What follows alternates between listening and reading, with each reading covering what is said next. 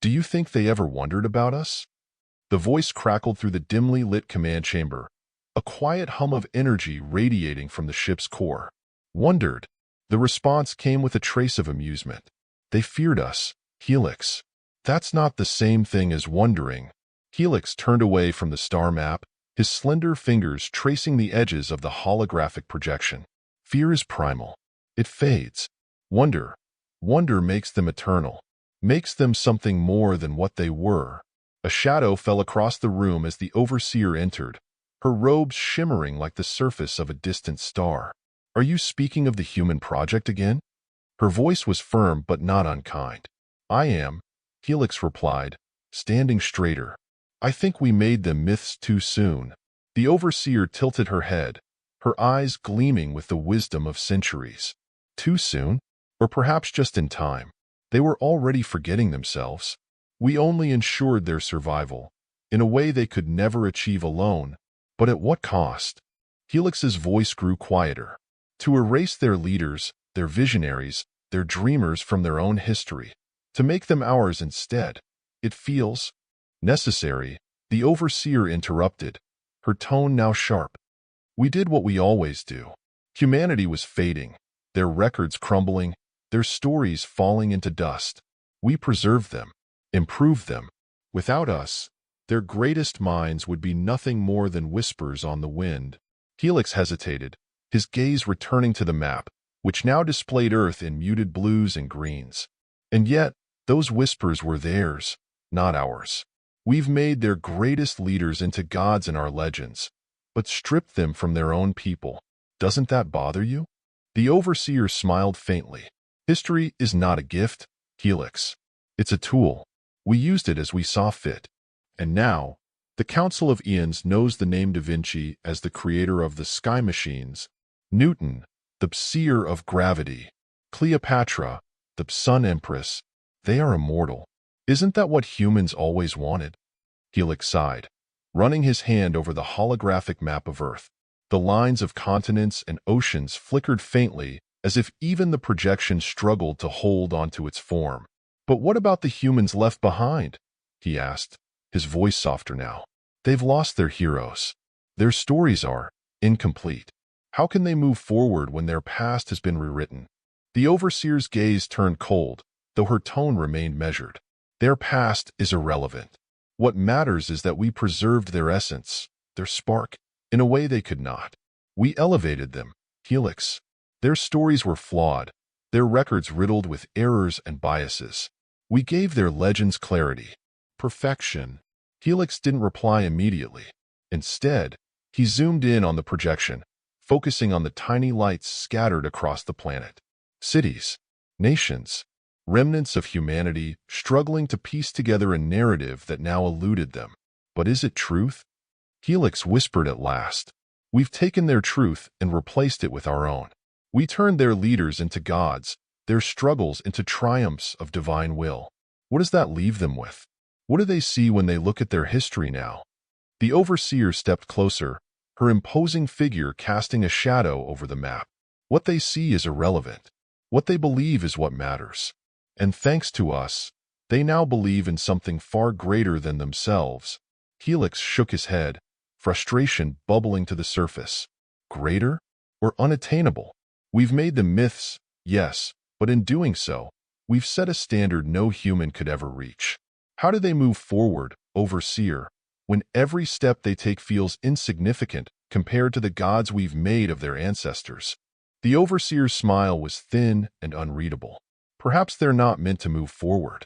Perhaps their role in the cosmos is to be remembered, not to create. To inspire, not to act. Helix stared at her, his heart sinking. You don't believe that, he said quietly. I don't need to, she replied. The Council of Eons has decided. The human project is a success. Their greatest leaders live on as part of our mythology. The records we salvaged are now secure in the celestial archives, where they will inspire countless generations of our kind. Their world may crumble, but their essence is eternal. That is enough.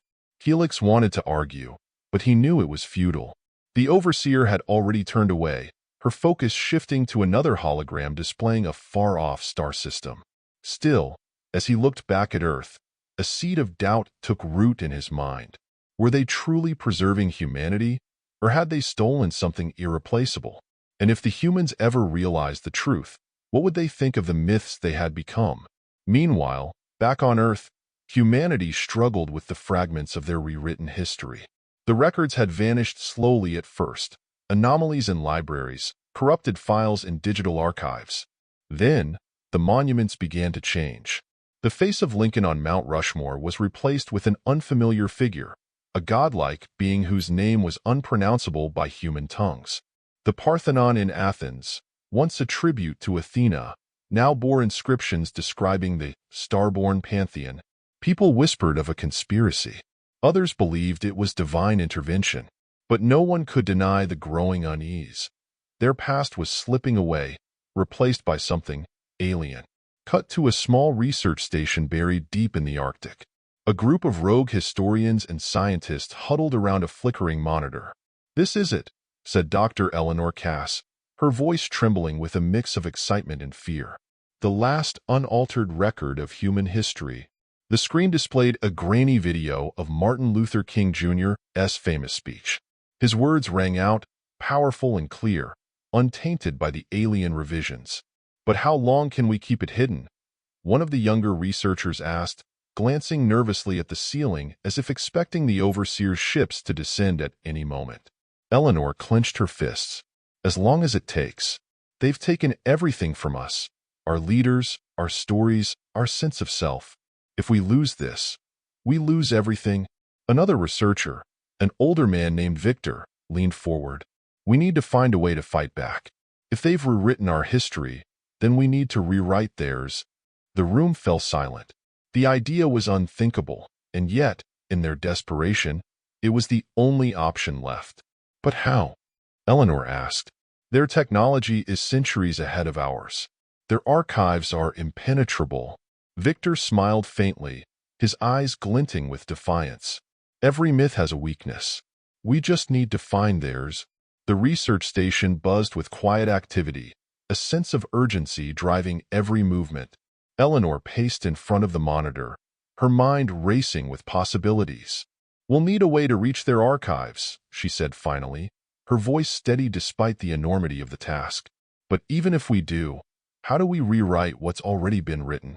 Their myths are deeply embedded into their culture." Victor leaned back in his chair, his fingers tapping on the table. "Every culture, no matter how advanced, has its blind spots. They see themselves as saviors, preservers of history. If we can show them that their interference has destroyed more than it saved, we might plant the seed of doubt." Eleanor nodded slowly, the beginnings of a plan forming in her mind. "But how do we get that close? Their ships, their defenses. Everything about them is designed to keep us out." A voice from the corner of the room broke through the tension. "What if we didn't go as humans?" All eyes turned to Mira, the youngest member of the team. She was hunched over a pile of schematics, her face illuminated by the soft glow of a tablet. "What do you mean?" Eleanor asked, stepping closer. Mira pushed her glasses up the bridge of her nose. "They're myths. They've turned our greatest leaders into godlike figures, right? Well, what if we became part of their myth? If we presented ourselves as emissaries of those same figures, they might let us in." Victor let out a low whistle, a grin spreading across his face. "You're suggesting we con the most advanced species in the galaxy?" Mira shrugged. "It's not like they're perfect. They've already proven they don't fully understand us. They've been erasing our history without considering the consequences. If we use their own arrogance against them, it might work." Eleanor's eyes narrowed in thought. "It's risky. If they see through the deception." "They won't," Mira said firmly. "Because it won't just be a deception. We'll make it real enough to fool even their most advanced systems. We'll need tech, disguises, and stories," Victor interjected. "Every myth needs a story. Something compelling, something that fits into their narrative." Helix stood before the Grand Assembly, his proposal laid bare on a massive holographic display. "The humans are adapting," he said, his tone urgent. "Despite our efforts, pockets of resistance are forming. They're beginning to question the new history we've given them." The assembly, composed of the most influential minds of the alien species, buzzed with quiet murmurs. Their questioning is irrelevant, one of the elders said, her voice dismissive. They lack the means to challenge us. Their world is fractured, their resources limited. Helix shook his head. You underestimate them. Humans are resilient. They thrive in chaos. If we don't address this unrest, it could spiral out of control. The overseer, seated at the center of the assembly, raised her hand for silence. What do you suggest, Helix? Engagement, Helix replied. We've kept our distance, treating them as subjects rather than partners. If we integrate with them, show them the value of their rewritten history, they might accept it more willingly. The overseer considered this for a moment before responding. Integration is dangerous. If we reveal too much, we risk them discovering the extent of our manipulation. Helix hesitated, but then he spoke with quiet conviction. And if they do, perhaps it's time we face the consequences of our actions. We claim to preserve history, but in truth, we've rewritten it for our benefit, not theirs. The overseer's gaze hardened. Tread carefully, Helix. Your compassion for these creatures is admirable, but it clouds your judgment. Remember your place. Myra's plan began to take shape. Using salvaged alien technology, the team worked tirelessly to create a device that could interface with the celestial archives. It was a patchwork of human ingenuity and stolen alien knowledge, held together by hope and desperation. We'll need a story to match their mythology, Eleanor said, sketching out ideas on a whiteboard. Something that ties into the figures they've already deified. If we claim to be messengers of Da Vinci or Newton, it needs to be believable. Victor smirked. I've always wanted to play the role of a god. Let's make it convincing. As they refined their plan, whispers of their efforts began to spread among the scattered remnants of humanity. Small communities, long resigned to the alien domination, started to rally around the idea of reclaiming their history.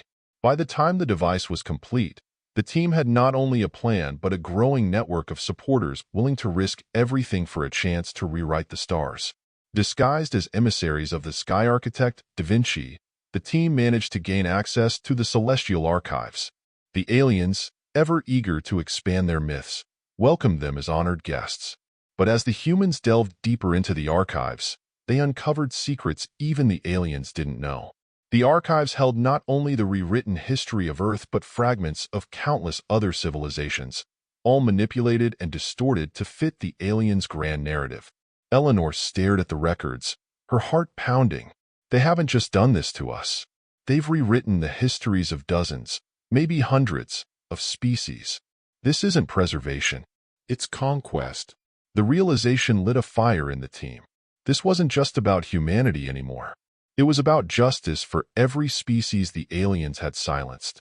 The archives hummed with a low, constant vibration, the kind that made you feel like you were standing inside a living organism. Eleanor couldn't shake the sense that every glowing panel and intricate conduit was watching them, waiting for the moment to expose their charade. Mira worked furiously at the console, her fingers flying over the alien interface. The language was unfamiliar, but they had spent months studying fragments of the alien script, and Mira had developed a knack for deciphering it. This encryption is brutal, she muttered, wiping sweat from her forehead. They've locked down everything related to the original histories. It's buried so deep, I'm not even sure I can get to it. Eleanor leaned over her shoulder, her voice calm but firm. You can do this. Focus on the root directories. If the rewritten files are here, the originals must be somewhere in the system. Victor stood near the doorway, his hand resting on the hilt of a weapon they had cobbled together from alien tech and human ingenuity.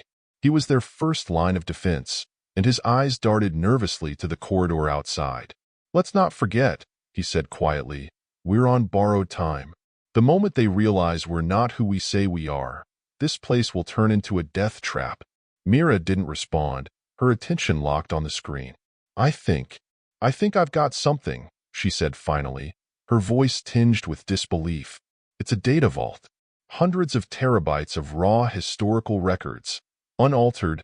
Eleanor's heart raced. Can you extract it? I can try, Mira replied. But if I do, It's going to trigger every alarm in this place. Victor stepped forward, his face grim. Then we'd better be ready to run. Eleanor placed a hand on Myra's shoulder. Do it. Mira took a deep breath, then pressed a series of commands. The console emitted a sharp, high-pitched tone, and the lights in the room flickered. A new icon appeared on the screen, a slowly filling progress bar labeled Data Extraction. It's going to take a few minutes, Mira said, her voice strained. They didn't have a few minutes. The first sign of trouble came as a low rumble beneath their feet. Victor tightened his grip on his weapon. We've got company. Eleanor turned to him. Hold them off as long as you can. Mira, keep that data moving. I'll look for a way to broadcast it once we're clear. The door burst open, and a squad of alien enforcers stormed in, their sleek, insectoid armor glinting in the dim light. Victor opened fire, his weapon releasing bursts of energy that crackled through the air. The aliens hesitated for a moment, clearly unprepared for human resistance, but they quickly regrouped. Eleanor grabbed a secondary console, her hands moving with practiced precision. If she could find a way to override the station's communications array, they might be able to broadcast the unaltered history to every corner of the galaxy. Mira, status? She shouted over the chaos. 50%. Mira yelled back, ducking as a stray shot exploded near her workstation. Victor was holding his ground, but the enforcers were relentless. Their energy weapons tore through the air, forcing him to retreat step by step. Eleanor finally located the communications interface. I've got it, she cried. We can send the data as soon as it's ready. Myra's hands were trembling as she fought to maintain the extraction process. Just a little longer. The room shook as another squad of enforcers joined the fray. Victor gritted his teeth, his weapon overheating from the sustained fire. We're out of time, Eleanor. The progress bar reached 90%, then 95%. Eleanor glanced at Victor, then back at Mira. We're not leaving without that data. Hold on. Finally, the bar hit 100%. Mira slammed her hand on the console, initiating the transfer. It's done, she shouted. Eleanor immediately activated the communications array, uploading the data to every available frequency. This is for all of us, she whispered as the files began to stream. The enforcers surged forward, their weapons glowing with deadly energy. Victor shouted for them to run, but it was too late. The aliens had them surrounded. Just as the enforcers prepared to strike, a sudden pulse of light filled the room. The energy field around the station flickered, and the enforcers hesitated. Eleanor turned to the console and saw a new signal, a response to their broadcast. Dozens of messages from other species flooded in, each one echoing the same sentiment. We see the truth. Across the galaxy, the unaltered histories spread like wildfire. Civilizations that had long been under the aliens' control began to rise up, their shared anger uniting them in a way that had never been possible before. The enforcers faltered, their confidence shaken by the sudden collapse of their narrative. Victor seized the opportunity, firing a final barrage that forced them into retreat. Eleanor and Mira worked quickly to erase their presence from the station systems. They couldn't stay, but they had achieved what they came for. As the team fled the station, the first sparks of rebellion ignited across the galaxy. The aliens' once unshakable control began to crumble, their myths exposed for the lies they were. Back on Earth, humanity watched the skies with a renewed sense of purpose. They had been turned into myths, but now they were reclaiming their place in history, not as gods, but as people who refused to be forgotten. And for the first time in centuries, the stars felt like they belonged to everyone.